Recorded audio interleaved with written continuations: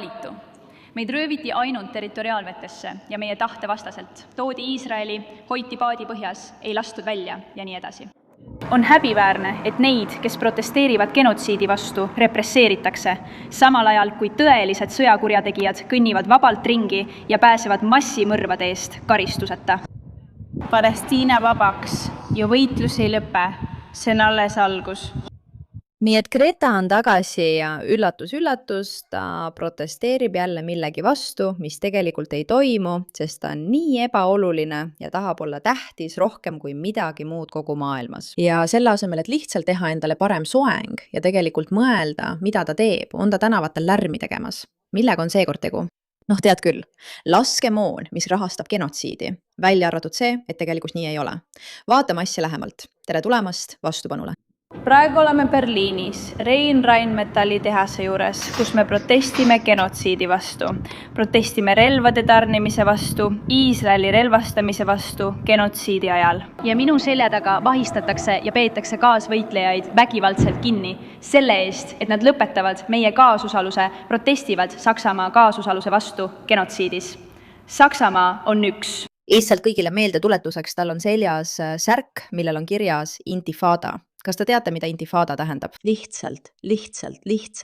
See tähendab ülestõusu ja enamasti vägivaldset. Aga unustame selle korraks. Ta räägib siin genotsiidist Gazas, mis võib-olla toimub või ei toimu. See sõltub sellest, kas oled idioot või suudad tegelikult infot vaadata ja mõista, mis on genotsiid.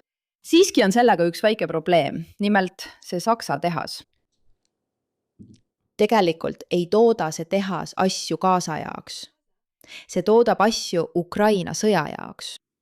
Üks suurimaid relvatarnijaid Iisraelile. On häbiväärne, et neid, kes protestivad genotsiidi vastu, surutakse maha, samal ajal kui tõelised sõjakurjategijad kõnnivad vabalt ringi ja pääsevad massimõrvadega.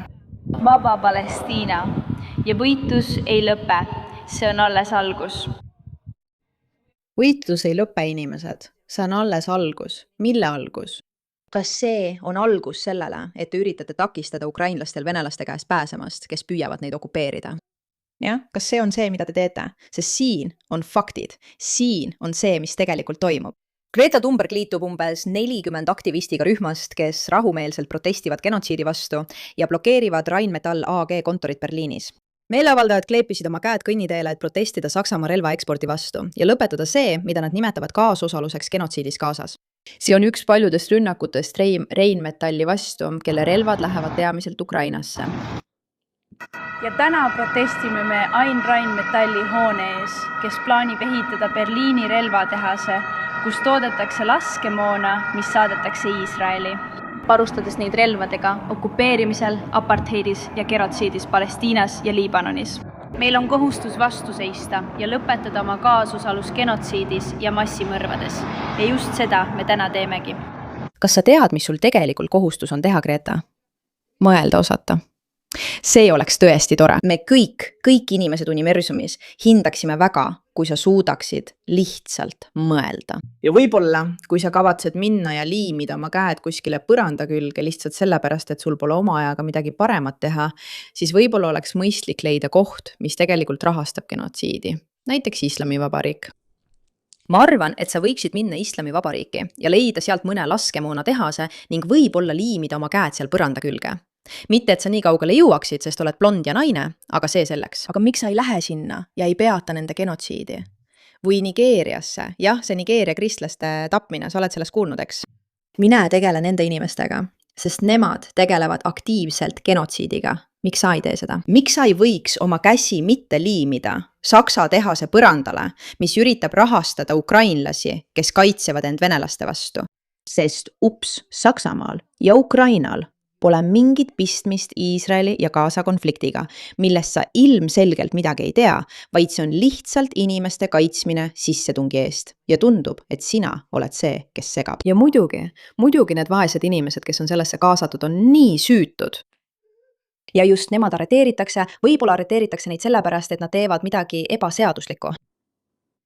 Ja võib-olla selleks, et end päästa, sest kui sa liimid oma käed põranda külge, siis võid avastada, et su käed ei ole sulle pikas perspektiivis eriti kasulikud. Sa tead, võib-olla nõutakse politsei sekkumist inimeste puhul, kes liimivad oma käed põranda külge. ma ei tea, kas sa saad kedagi arreteerida selle eest, et ta on idioot, ma ei tea. ma ei tea, mind ei üllataks enam. tegelikult on lausa ärritav, kui palju aega neil idiootidel on, et selliste asjadega tegeleda.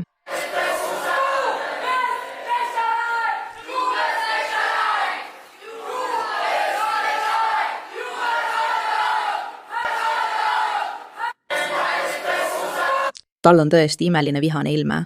Võib-olla võiksin seda järele teha. Ma mõtlen, vaata, ta ei tundu eriti õnnelik, kui nad ta kinni võtavad ja arreteerivad, sest ta on idioot. Kas sa näed seda nägu? Või on see nii? Kas ma näen ka selline välja? Mitte, et ma üritaksin Greta moodi välja näha. Ma ei suudaks kunagi. Aga igatahes siin nad istuvad väljas, nad peavad näljastreiki ja istuvad Gaza tsiviilisikute toetuseks.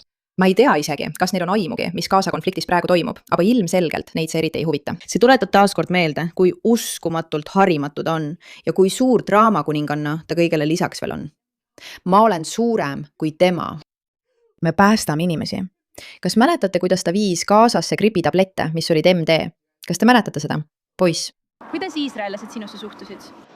Me nägime nende sotsiaalmeedias, kuidas nad jagasid võileibu. Kuidas see oli? Jah, nad on ilmselt postitanud palju PR-triki videoid. Nagu ma ütlesin, ma ei ole midagi näinud.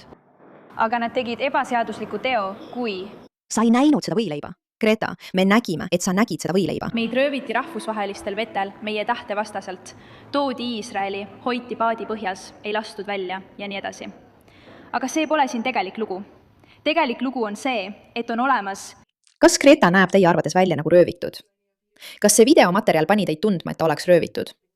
Või röövitud vetes, mis on ebaseaduslik?